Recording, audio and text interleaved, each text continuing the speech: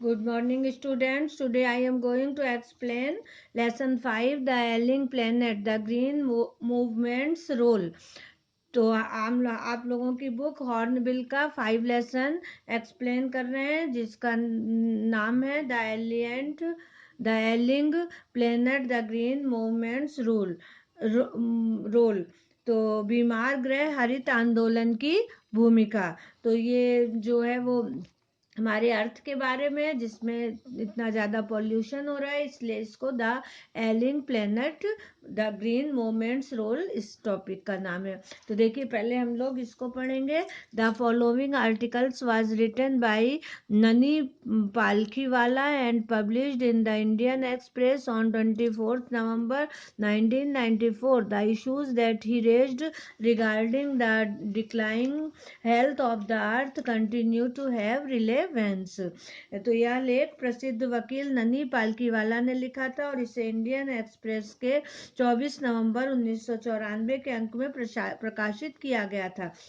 मुद्दे जो उन्होंने धरती के घटते स्वास्थ्य पर उठाए हैं, जो आज भी उतने ही संगत हैं, सटीक बैठते हैं। तो अब आज हम ये चैप्टर स्टार्ट करते हैं। आप लोग अपनी बुक ओपन कर लीजिए।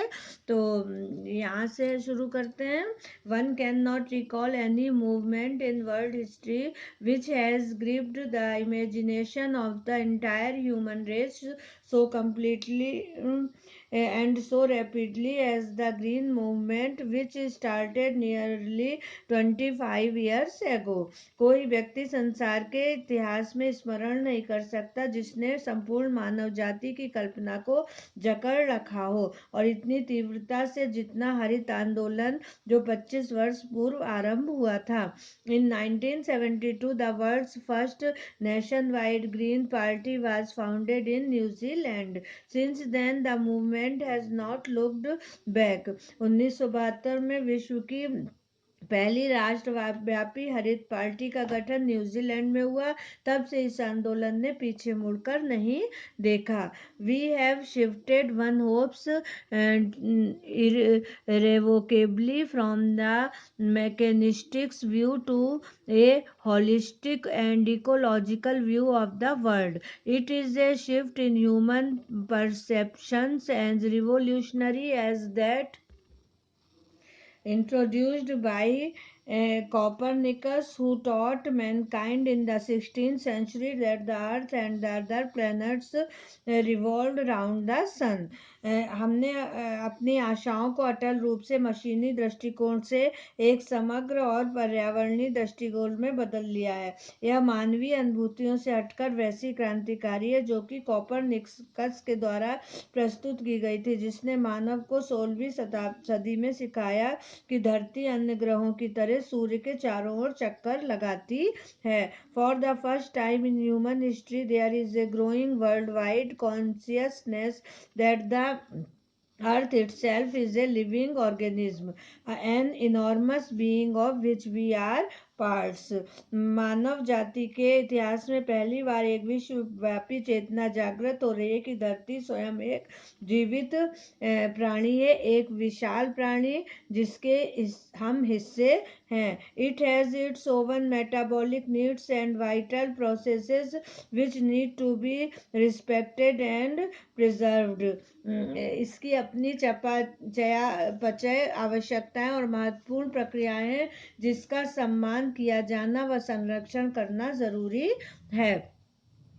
The Earth's vital signs reveal a patient in decline health. We have begun to realize our ethical obligations to be good stewards of the planet and responsible trustees of the legacy to future generation. दुनिया के महत्वपूर्ण चिन्ह एक रोगी जिसका स्वास्थ्य गिरता जा रहा है के रूप में दर्शाते हैं। हमने अपने नैतिकतापूर्ण कर्तव्यों को जानना शुरू किया है कि हम इस ग्रह के अच्छे संरक्षणकर्ता और भावी पीढ़ियों के लिए जो पूर्वजों से प्राप्त धन है उसके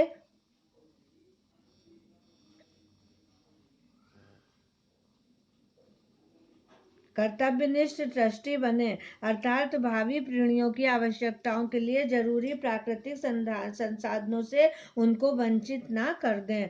the concept of sustainable development was popularised in 1987 by the World Commission on Environment and Development.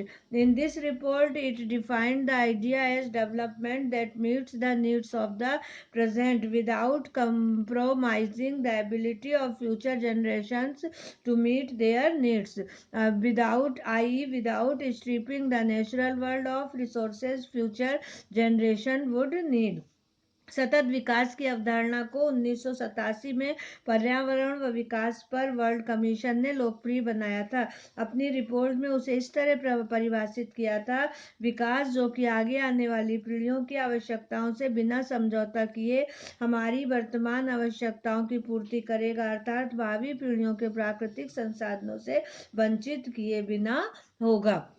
In the zoo at Lusaka, Zambia, there is a cage where the notice reads the world's most dangerous animal. Inside the cage, there is no animal but a mirror where you see yourself.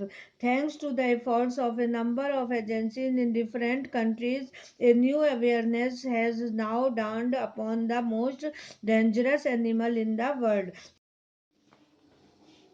He has realized the wisdom of shifting from a system based on domination to one based on partnership. Lusaka Zambia में एक पिंजरा है जहां एक सूचना लिखी है: दुनिया का सबसे खतरनाक प्राणी। पिंजरे के अंदर कोई जानवर नहीं अपितु एक दर्पण है इसमें आप अपने आप को देखेंगे। विभिन्न देशों में कई एजेंसियों के प्रयासों को धन्यवाद कि दुनिया के सबसे खतरनाक प्राणी के ऊपर एक नई जागृति उभरी है। उसने एक व्यवस्था जिसमें प्रभुत्व पर आधारित व्यवस्था को सहभागिता पर आधारित करने के महत्व को महसूस कर लिया है। Scientists have catalogued about 1.4 million living species with which mankind shares of the earth. Estimates vary widely as regards the still uncatalogued living species. Biologists reckon that about there to 100 million other living species still languish unnamed in ignominious darkness. वैज्ञानिकों ने 1.4 million जीवित प्राणियों की एक सूची बनाई है जो मानव प्राणियों के साथ धरती को साझा करते हैं। जहां तक अभी भी असूचित प्रजातियों का सवाल है कि इन अनुमानों में काफी भिन्नता है। प्राणी शास्त्र गणना करते हैं कि लगभग 30 मिलियन से